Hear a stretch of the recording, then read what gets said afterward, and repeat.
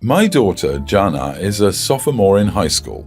Her freshman year, she made friends with Gia, also the same age. Gia has always been a bit rebellious and has shown some behavioral issues that her parents have been working very hard with her to fix, including therapy as a family and separately.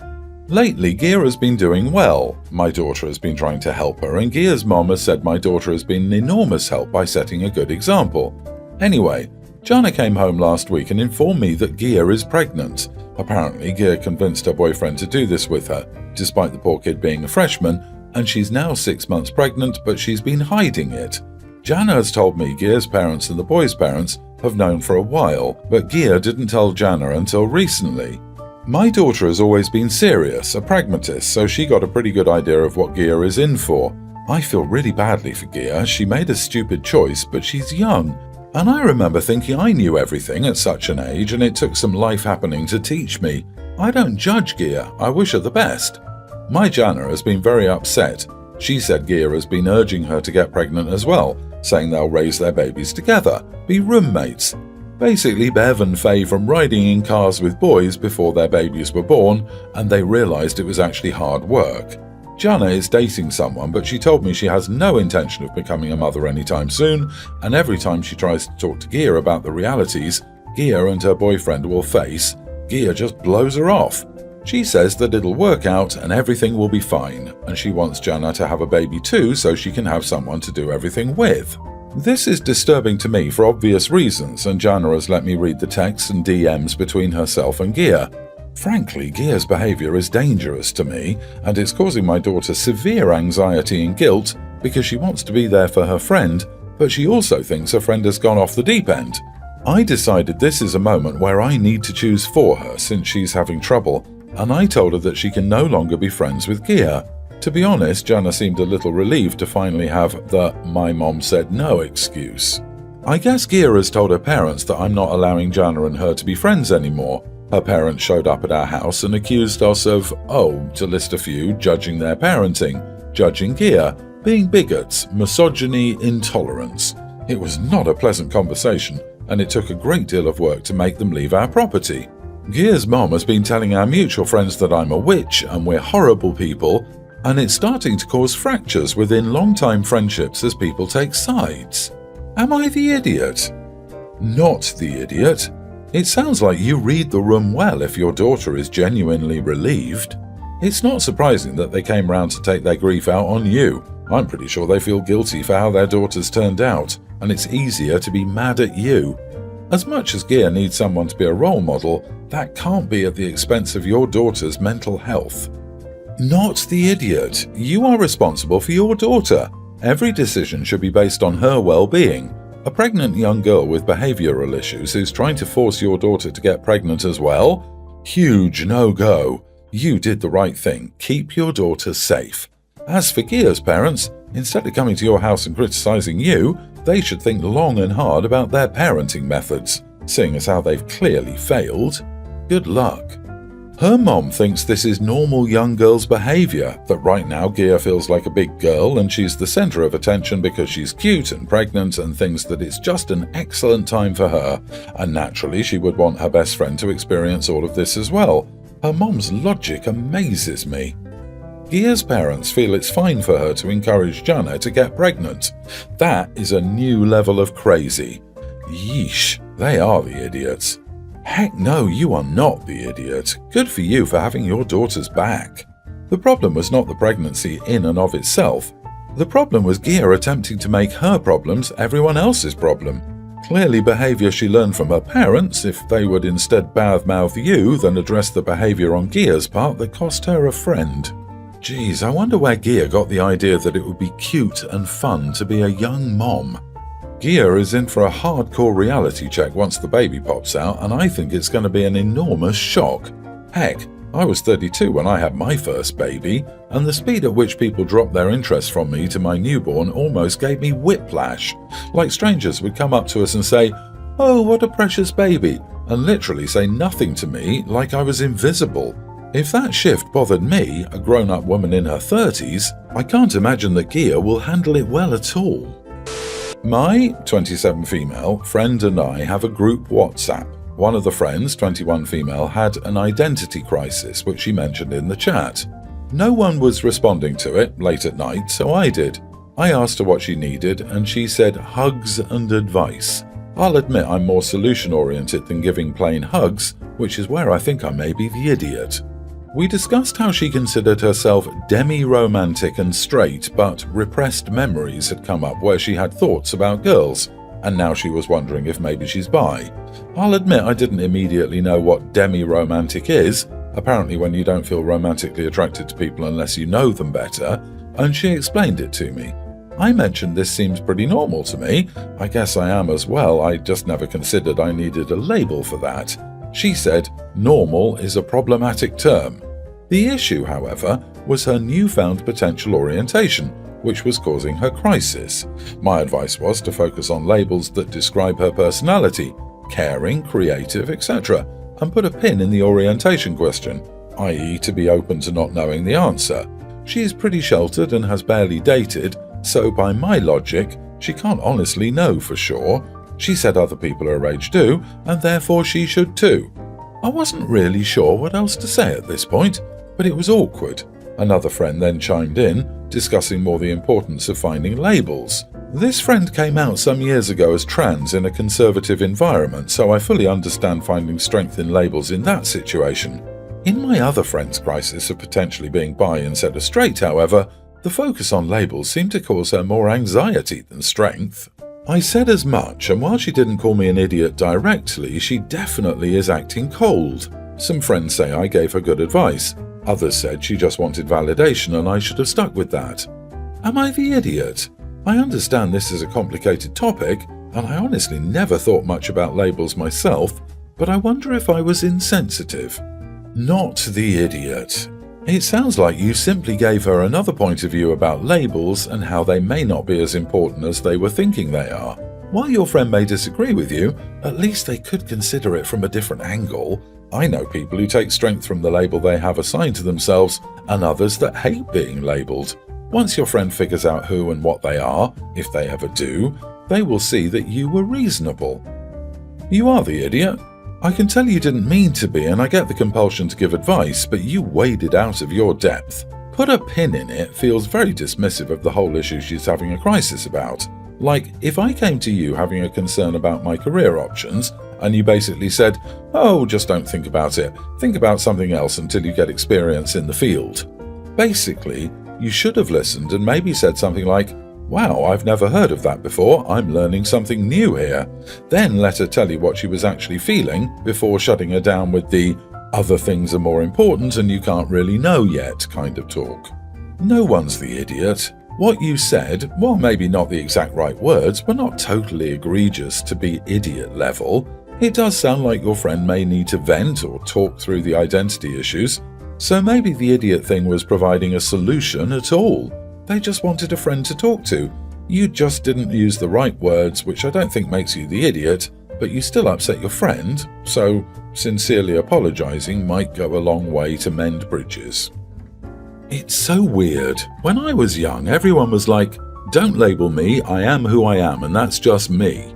Nowadays, everyone is desperate for a label. I don't want to sleep with someone until I get to know them better isn't an identity that requires a name, for goodness sake. My late ex-husband and I had 3 kids together. We divorced because he had mental health issues that he refused to seek help for. He remarried a woman almost immediately after, and they divorced as well after they had 2 young kids together. 2 divorces in 5 years prompted him to finally get help, and he became a much better person. We re-established a close friendship. When he got sick, could no longer work, and his medical bills were bankrupting him, I offered for him to live with our kids and me. When he passed, I established social security for my kids and moved on with my life, and I assumed that she did the same. The kids are now all over 18. 3 years ago, I got a court summons. His other 2 kids decided that their father had remarried me and I stole all his money for myself and my kids. I was basically just the devil and they were going to get what they were owed. This was completely wrong. I never remarried my ex. While we lived together as a family for almost 6 years, it was not even a little romantic, and it would have been stupid to remarry him. His medical bills were insane. There was no money for any of the kids because he had no money. I was fine to have his kids come over, usually 50-50 aside from years 2 and 6, but I never pretended to be a parent. There's some money now because I was able to establish a good career, and my current husband was established when we met. I tried to talk to them, but they wouldn't listen and insisted on going before a judge. When records were pulled out during the hearing, they switched to the argument that my ex acted as a stay-at-home parent for me, which allowed me to grow my career. This didn't work and their case was dismissed. Now they are not only still low income, but they've racked up lawyers' fees. They're crying to anyone that will listen about how evil I am to bankrupt teenagers and how they're even more unable to go to college because I won't be fair. Some of our mutual relatives are now saying that I should care more about these kids because they were basically my stepkids, even if not by law, and that family isn't that black and white. Not the idiot. They tried forcefully to take money from you and wouldn't listen because of their stubbornness. Now they're bad-mouthing you for winning in court, even if they had almost no case. Just some stupid kids trying to get money without working, and now they're facing the financial consequences of their decisions. Plus, if you were never anything close to a parent to them, why would you care? Not the idiot. You aren't refusing to give them money. There is no money to give them. I'm assuming he had a will and whatever was to be distributed from that was. It's odd that they'd think they could get your money, and odder still that an attorney would take such a case. If anyone, his kid should be mad at the attorney for taking a case that had no merit. Not the idiot. Someone, their mom, probably pumped these kids up about how much money there was to gain from suing you. You tried to talk to them, you were open and honest. They pursued it, and now they're in debt. None of this is your fault. Your ex had no assets to share. Bad choices on their part do not constitute a financial responsibility on your part. As far as the relatives go, just be clear that there was no money and I told them so, but they sued me anyway. The blame here is going in the wrong direction. Stay strong. I, 20 female, have had my teddy bear since I was 1. His name is Elijah, and I used to take him everywhere as a kid. About 3 months ago, I decided I wanted to start bringing him places with me again. I know it sounds dumb, but I feel bad just leaving him home alone all the time. I know he isn't a sentient being, but it still makes me feel better when I feel like he's getting to see the world. He comes to picnics and hikes that I go on with my friends. I take him to restaurants, other people's houses, the mall, etc. I usually just hold him in my lap or tuck him beside me on the seat. I don't wave him around or make a huge deal out of it. I just enjoy having him with me. Having him with me has helped with my social anxiety and OCD, especially when I'm out in public. None of my friends in my friend group mind at all. They'll ask to have a turn holding Elijah or offer to carry him for a bit. So I know they don't mind me bringing him on outings. Anyway, one of our friends, Carly, invited us to sit in on a presentation she was giving for a club at her college. She didn't say we had to dress up. She didn't specify dress code at all, actually, but we all put on nice formal outfits so we wouldn't show up looking like messes. I also brought a purse with me and tucked Elijah into it. I didn't plan on taking him out during her presentation because I pictured it being more formal than it was, but when we got there, we were all seriously overdressed, so I figured it would be okay for Elijah to just sit on my lap during the presentation. When we got up to walk around, I put him back in my purse. After the presentation, Carly pulled me aside and asked if I thought she was a joke. I didn't know why she was so angry, so I complimented her presentation, but she told me to cut the crap and leave if I wanted to turn her into the laughingstock of the school. She looked like she was about to start screaming, so I told her I would use the bathroom and excuse myself, then just waited for the rest of my friends to finish socializing and meet them at the car. We were all supposed to go out for dinner after, but Carly said she didn't feel like being around me or my accessory, so a couple of us went to get snacks and the rest went to dinner with Carly. Am I the idiot? I feel guilty for making her upset and embarrassed, but at the same time, I doubt anyone noticed but her, and if they did, I don't think it matters because I wasn't giving the presentation. But I would like an outside opinion. You are the idiot. Your reasons for doing it don't really matter. You know that carrying the toy around draws attention to you. This was your friend's presentation for a club of people that know her. You purposefully drew attention to yourself instead of allowing your friend to have their moment. You were meant to be there to support her. not be the weird friend everyone asks her about. You should have left the toy in your purse or at home. You bringing a teddy bear with you everywhere is performative and attention-seeking. So, getting an emotional support animal and taking it everywhere would be performative and attention-seeking too. It's the same damn thing, except Teddy doesn't need feeding, walking and playing with because he's inanimate. Some people really hate people who have mental issues. Learn some empathy. Not the idiot, and everyone screaming performative needs to take a deep breath. He's Beanie Baby sized. Most people probably didn't even notice, and if they did, they probably didn't give it much thought. As someone else said, maybe they thought the bear was a gift for the presenter, like those small bears at the drugstore on Valentine's Day. Most importantly, the bear is no way a reflection of the friend presenting. Literally, no one at the presentation cared. It's a small stuffed bear, not a purple tentacle vibrator. Everyone's the idiot here. She kind of flipped a bit much, but look at it from her perspective. She's giving what is, to her, an important presentation. You go and take up a seat with a child's toy. In effect, you're giving the bear a seat on the audience. Now she's giving a presentation to a bear, like a toddler would. Just be aware that bringing your bear everywhere will negatively affect you. You're probably okay with them and those around you. You don't get to make the call for them.